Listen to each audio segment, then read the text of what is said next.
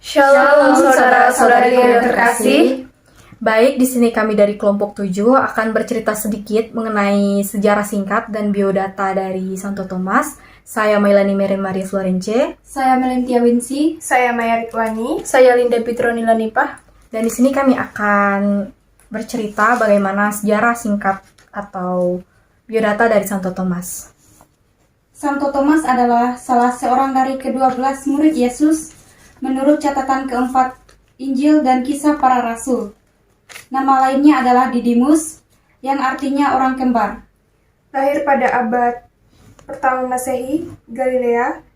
Meninggal pada 3 Juli tahun 72, Melaipur, India. Dihormati di Gereja Austria Timur, Gereja Katolik, Gereja Ortodoks Timur, Gereja Ortodoks Oriental, Gereja Anglikan, Gereja Lutheran, dan dihormati dalam Gereja Protestan. Nama dan etimologi diturunkan dari bahasa Aram atau bahasa Suryani, Toma, dengan kesetaraan dalam bahasa Ibrani, Theom, artinya kembar. Istilah yang setara dengan kembar dalam Perjanjian Baru yaitu dalam Injil Yohanes adalah Didimus. Terdapat juga beberapa catatan Alkitab yaitu terdapat dalam Injil Matius bab 10 ayat 1-4 yang berbunyi, Yesus memanggil ke-12 rasul. Yesus memanggil ke-12 muridnya dan memberi mereka kuasa untuk mengusir roh-roh jahat dan menyembuhkan orang-orang dari segala penyakit dan kelemahan. Inilah nama ke-12 rasul itu. Pertama, Simon yang disebut Petrus dan Andreas saudaranya, lalu Yakobus dan Zebedeus dan Yohanes saudaranya, Filipus dan Bartolomeus, Thomas dan Matius pemungut cukai, Yakobus dan Alfeus dan Tadeus, Simon orang Zelot dan Yudas Iskariot yang mengkhianati dia. Terdapat juga dalam Injil Markus, bab 3 ayat 13-19. Yesus memanggil ke-12 rasul. Kemudian naiklah Yesus ke atas bukit, ia mengambil orang-orang yang dikehendakinya dan mereka pun datang kepadanya. Ia menetapkan 12 orang untuk menyertai dia dan untuk diutusnya memberitakan Injil, dan diberikannya kuasa untuk mengusir setan.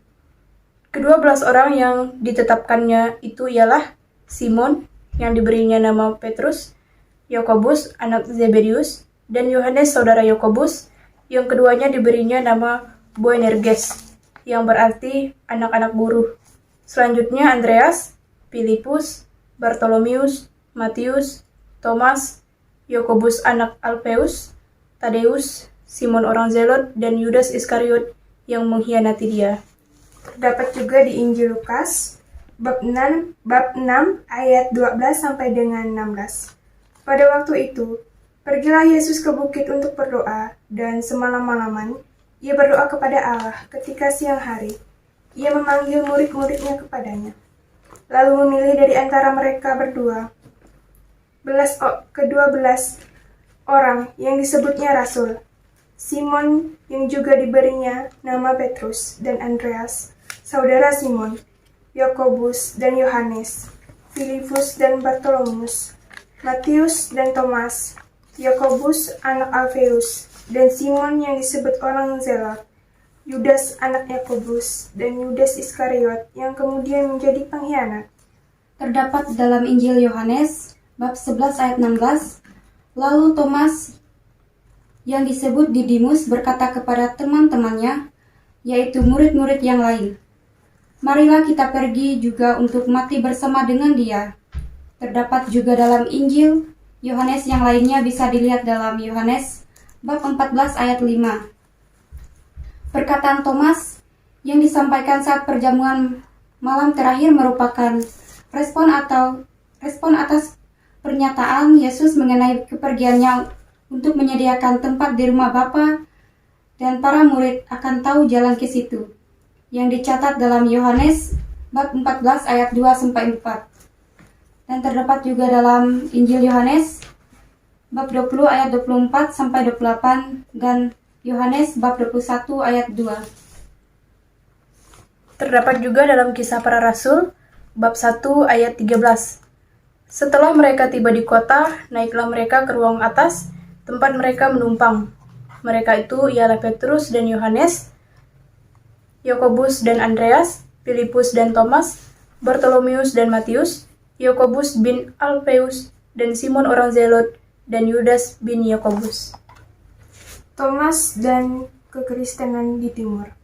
Menurut catatan Bapak-Bapak Gereja, Thomas yang merupakan salah satu dari 12 Rasul Tuhan, melakukan penyebaran Injil ke wilayah timur, daerah Persia dan India, di luar perbatasan Kekaisaran Romawi pada tanggal 27 September 2006. Paus Benedikt 16 mengatakan bahwa tradisi kuno menyebutkan bahwa Thomas mula-mula mengabarkan Injil di Suriah dan Persia. Disinggung oleh Origenes menurut Efesibus dari Cassiarea Encyclical History 3,1, kemudian meneruskan ke India Barat menurut Arch of Thomas 1-2 dan 17 FF. Dari sana pula ia akhirnya mencapai India Selatan. Selanjutnya Thomas dari India. Santo Thomas diyakini berlayar ke India pada tahun 52 Masehi untuk mengabarkan Injil kepada orang Yahudi diaspora di Kerala. Ia mendarat di pelabuhan kuno Muziris atau punah pada tahun 1341 akibat banjir besar yang mengubah garis pantai dekat Kodung Alur. Kemudian ia ke Palayur atau sekarang dekat Guru Payur, dan pada tahun 52 itu pula sampai ke bagian selatan yang sekarang menjadi negara bagian Kerala, di mana ia mendirikan Ezra Palikal atau 7,5 gereja. Gereja-gereja tersebut adalah di Kodung Alur, Kolam, Niranam atau Niranam Santo Maris Orthodox Church, Nilakal atau Kayal, Kokamangalam, Kota Kayal, Parapur, Palayur, Kat Kulanggara, dan Tirupitan Kut, Arapali, gereja yang setengah. Eusebius dari Kaisarea mengutip Origen, wafat pada pertengahan abad ketiga, menyatakan bahwa Thomas adalah rasul bagi orang Partia. Tetapi Thomas lebih dikenal sebagai misionaris ke India berdasarkan catatan Arch of Thomas yang ditulis sekitar tahun 200. Santo Efrem dari Gereja Ortodoks Suriah menulis dalam bagian ke-42 karyanya, Carmina Nisibina, bahwa sang rasul dibunuh di India sekitar tahun 72 dan jasadnya kemudian dikuburkan di Edessa, dibawa ke sana oleh saudagar yang tidak disebut namanya. Sebuah kalender gereja Suriah kuno mendukung pernyataan di atas dan menyebut nama saudagar itu, di mana ditulis 3 Juli, Santo Thomas ditusuk dengan lembing di India. Badannya ada di Urhai atau nama kuno untuk Edessa, setelah dibawa ke sana oleh saudagar Kabin, suatu perayaan agung. Menurut tradisi, Santo Thomas mati disyahid di Santo Thomas Mount di Senai dan dimakamkan di dalam St. Tom Katedral Basilika pada tahun 232. Sebagian besar relikui Rasul Thomas diserahkan oleh seorang raja India untuk dibawa ke kota Edessa, Mesopotamia. Berkenaan peristiwa itu disusunlah kitab Act of Thomas dalam bahasa Suriah. Sedikit relikui tetap disimpan dalam gereja di Milapur, Tamil Nadu, India. Nama raja India itu menurut sumber Suriah adalah Masdai atau dalam bahasa Yunani yaitu Misdeos dan dalam bahasa Latin Misdeus yang dihubungkan dengan Basdeo pada uang logam Kusham dari Raja Vasudeva I, di mana pengalihan huruf M dan B umum terjadi untuk nama India pada naskah kuno. Baik, sekian video singkat dari kami mengenai sejarah dan biografi dari Santo Thomas. Semoga video ini bisa bermanfaat untuk kita semua. Jangan lupa like, komen, dan subscribe ke channel kita masing-masing.